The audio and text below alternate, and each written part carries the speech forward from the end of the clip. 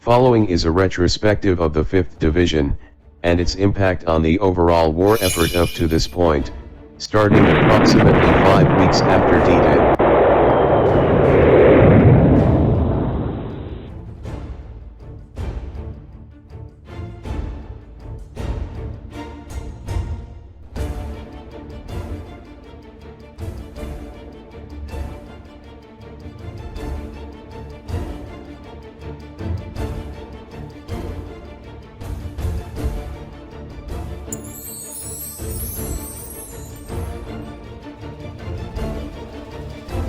Going back to the 5th Division's introduction to war in France. On July 14, 1944, and from then on, the division was in combat. In almost continuous combat, until the European War's end in April, 1945. The division, which has about 12 to 15,000 soldiers, would receive over 30,000 replacements in 9 months. By any analysis, that is an enormous rate of attrition.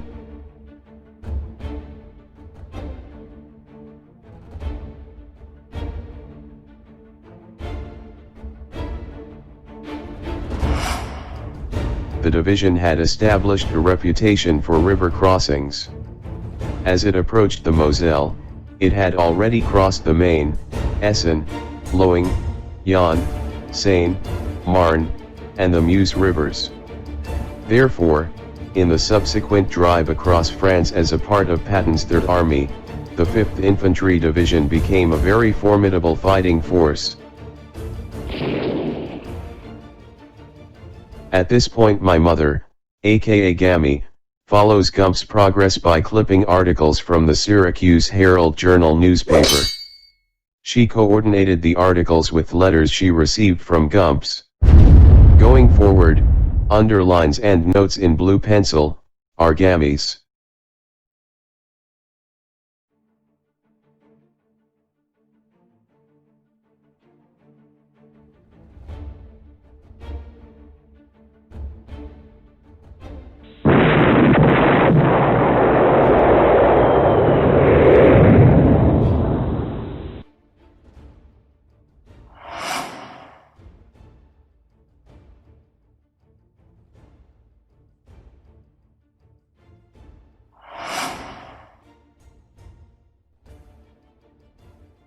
The regimental history book picks up on the 24th of September. The 2nd Battalion, plus K Company, made preparations to attack Fortress Fort Driant.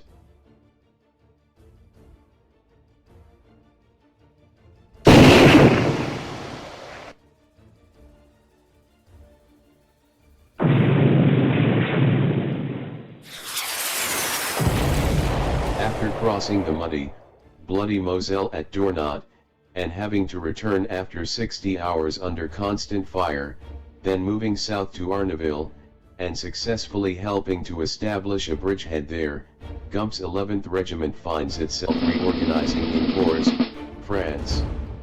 There, they prepare to attack the fortress, Fort Driant.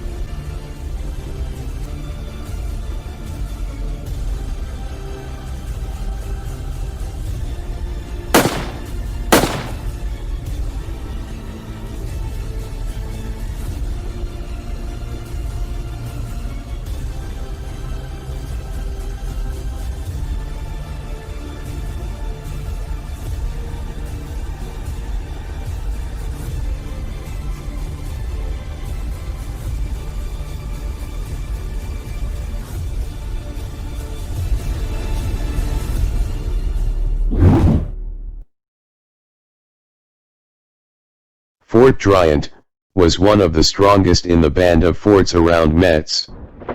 Fort Driant was considered a keystone in the Metz fortified region, and its reduction was thought to be a necessary prelude to a successful tank attack up the Moselle Valley toward Metz. In addition, after the severe fighting along the Moselle River line, a successful assault on one of Metz's great bastions would serve as a morale booster for the troops of 20 Corps. For these reasons, and to gain first-hand experience in the reduction of such fortified bulwarks, an attack by the elements of the 5th Division was endorsed by 20 Corps and the 3rd Army.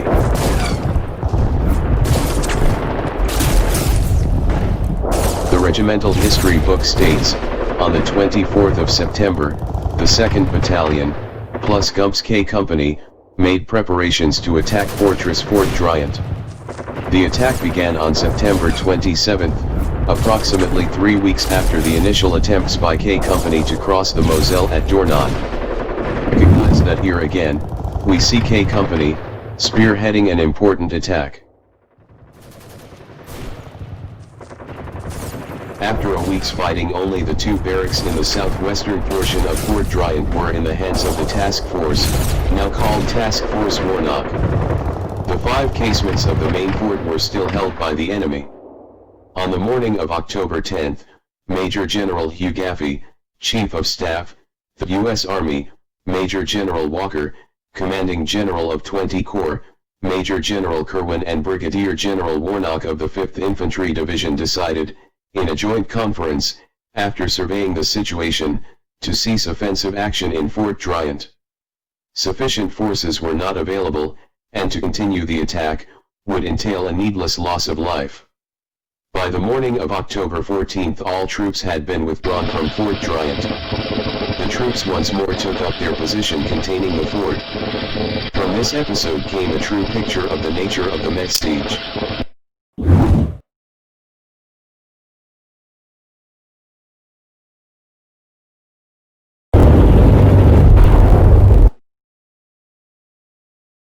A quick review shows, on August 31, 1944, General Patton issued an order to Lieutenant General Walton H. Walker, commander of the 20th Corps.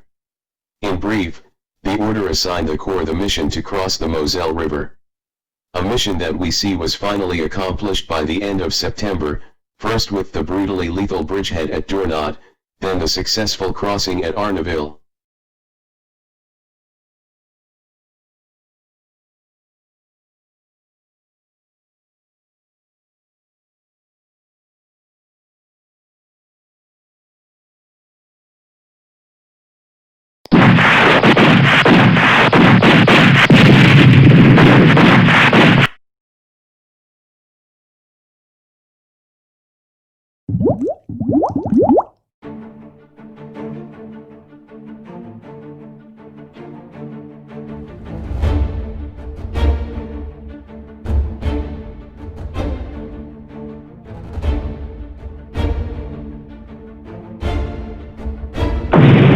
By the end of September, engineers were building pontoon bridges across the Moselle.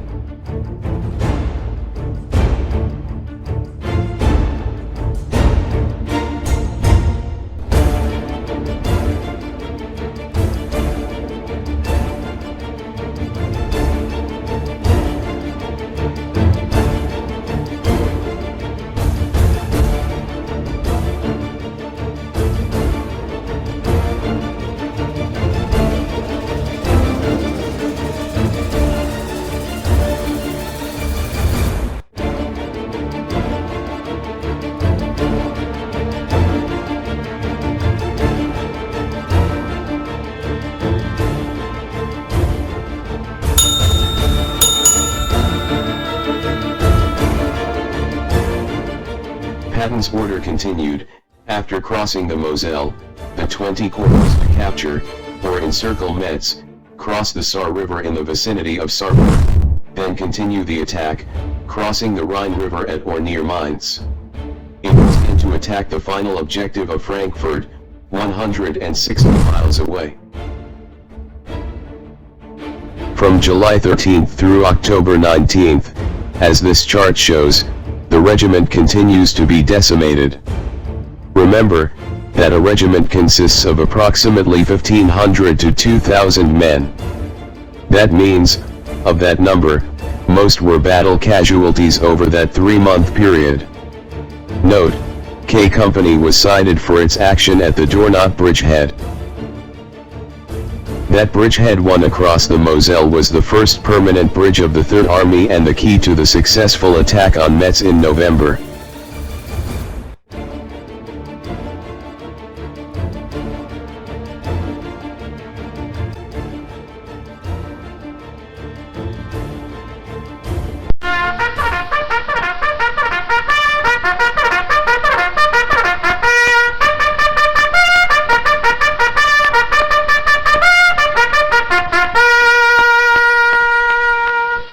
General Order Number 20, stating that the Combat Infantry Badge is awarded to Private William Carbone for exemplary conduct in action against the enemy. This was earned by, among other engagements, the 60-hour defense of the Moselle bridgehead across from Dornat, the successful bridgehead at Arneville, and the attack of Fort Driant.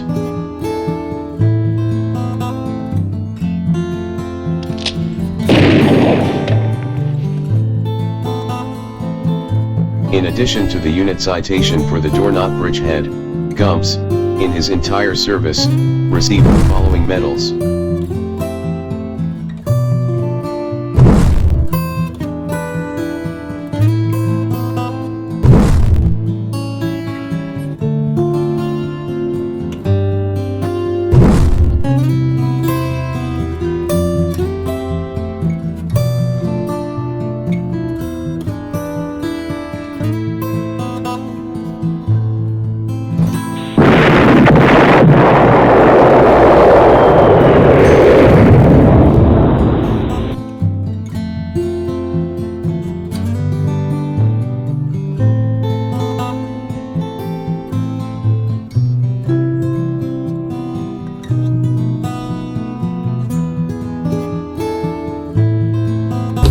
Tech Sergeant John DeWalder, 90th Tech Sergeant John DeWalder, 90th Infantry Division. Right. Purple Heart, Silver Star, Combat Infantry, ETO ribbon and 3 stars.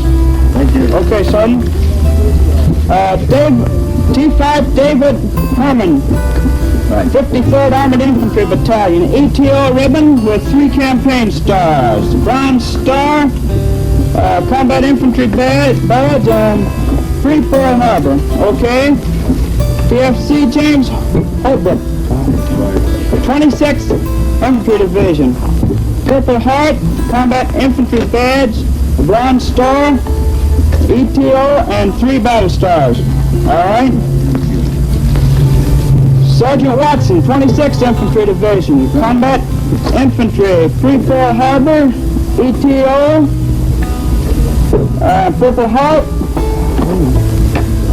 good conduct, Bronze Star, and a Silver Star. Okay? Yes, sir. Gumps sent home several souvenirs. Here is the required paperwork. It states, I certify that I have personally examined the items of the captured enemy military equipment mailed by William Carbone, that the trophy value of such items exceeds any training, service, or scrap value, that they do not include any explosives, firearms, or parts of firearms, and that the mailing thereof is in conformity with the provisions of code sections, as of June 1st, 1944, and the existing regulations of the Theater Command. Then the postal worker wrote on both of the certificates the following, watch being returned home for safekeeping. I assume the paperwork was for the dagger and bayonet Gumps took from a dead German soldier sent to the non-bridgehead offensive.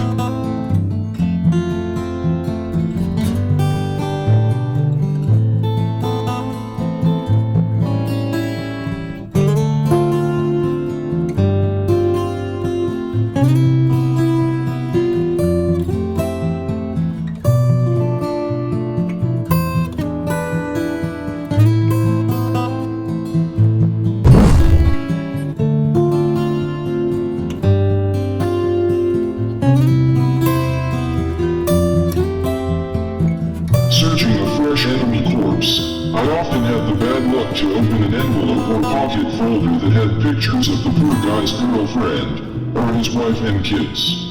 Booby-trapping souvenir material was another deadly tactic the Germans used to delay our advance. They understood that Americans love to touch things. They also knew that everyone wanted something to send back home. Guns, daggers, or anything we thought was worth picking up, or even just plain useful, was liable to have an explosive charge attached to it. Here is a similar bayonet being worn by a Nazi trooper.